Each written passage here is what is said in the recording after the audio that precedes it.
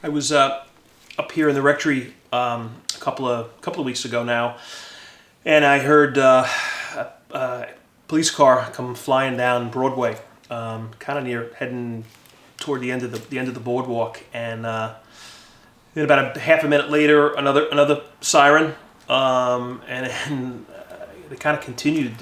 Maybe 2 minutes after that, I looked out the window and an ambulance was coming down, and then about 10 minutes after that, a helicopter.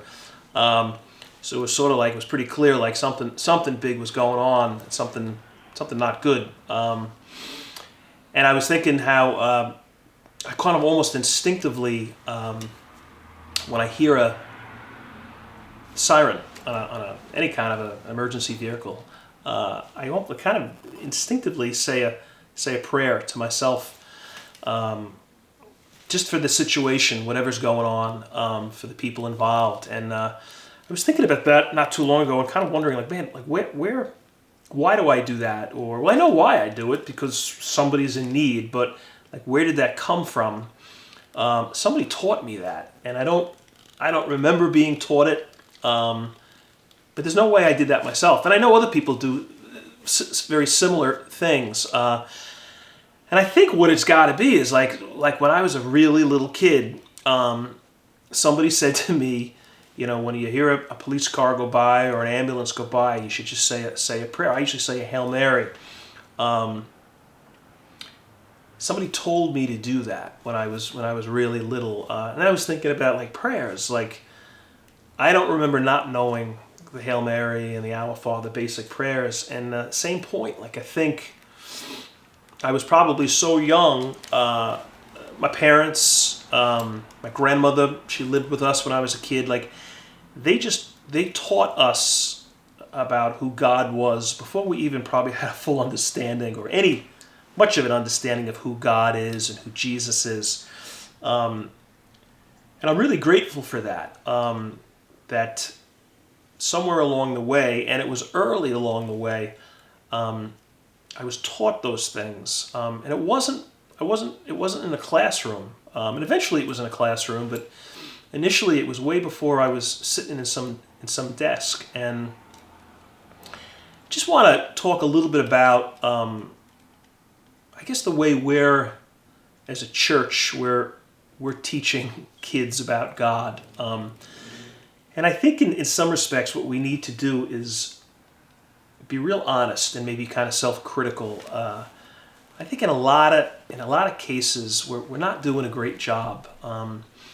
Where when we're teaching kids about the church and Christ and sacraments, it's very classroom centered. I mean, usually we're literally sitting in a classroom, and we're usually at a desk, and we kind of just we're a little too academic, and we're less relational in terms of kind of stressing building a relationship with God, with Christ especially. And I think what we'd like to do is, I guess, number one, just kind of acknowledge, yeah, something's kind of not working right. I think that's a good thing too. Like in the course of life, if you're part of something, if you're on a team and you just keep losing games, somebody's got to say, all right, maybe we got to take a look at the manager. Maybe the way we're running this team isn't the way we should do it, or maybe it's at work. We're not competing with other companies.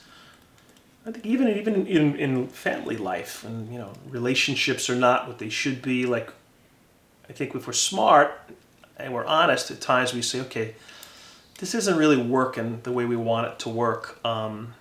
So let's kind of acknowledge that, and then kind of come up with a kind of a plan. And that's what we'd like to do, or we're going to do with religious ed, faith formation here on the Barrier Island. Number one, maybe just kind of say, yeah, like something's kind of broken, or at least not as good as it could be. I think as a church, we just haven't quite been doing the job that we need to be doing. And then the whole idea about like families, they are the first teachers in all of this. The popes over the years have talked about the family as the domestic church. Like, the first church that kids should experience is like church at home.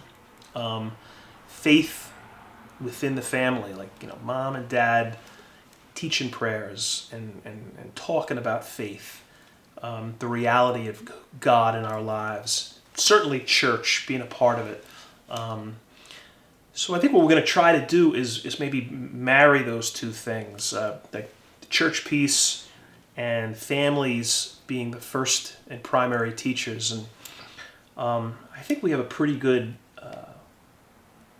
solution, or at least attempt to look at it. Yeah. I think we were kind of looking at this word reimagine, and I think in the world that we're living in today, like everything's been reimagined with what we've gone through in 2020, and it's kind of had us really think about how can we make religious education better? How can we give kids, but also parents and families, opportunities to deepen their faith more so than they ever had before? It's kind of had us examine our program and be able to say, we think we've been doing a pretty good job, but we need to give more opportunities to families, to parents, and to kids as a whole, to catechize them and give you all of the tools and the knowledge, help give you the knowledge for your faith.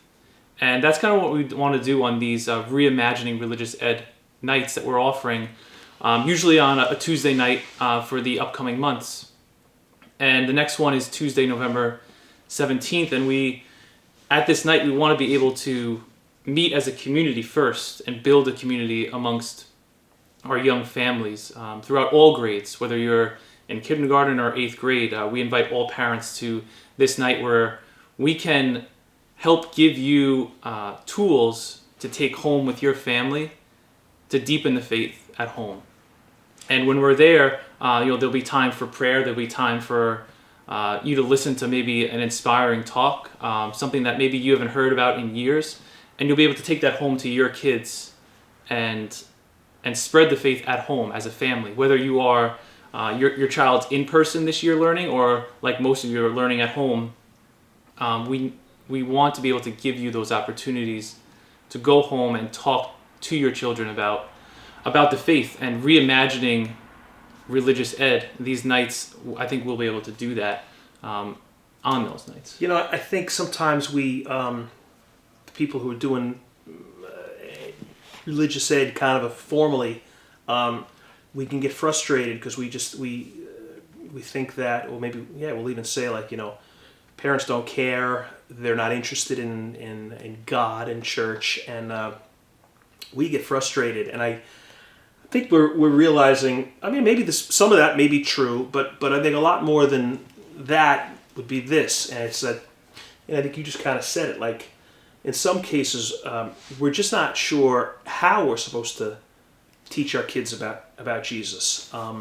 If somebody said to me, I had to explain to a group of kids how basic computer workings, They'd be in big trouble. it'd be a disaster. Like I just don't know how to do that. So, but if I was told I need to, I'd be way off my game. I wouldn't want to do it. I'd be very uncomfortable trying to do it because I don't know it. And in some respects, I'm wondering, is that kind of maybe where we're at? So, like you just said, Mike, I think these nights are really going to be just to help parents kind of provide tools to just maybe in some cases really start conversations at home about faith, and in other cases just continue an already existing conversation. But we're excited about it, and we hope you guys are too, because it's gonna be worth it. So looking forward to seeing you guys then.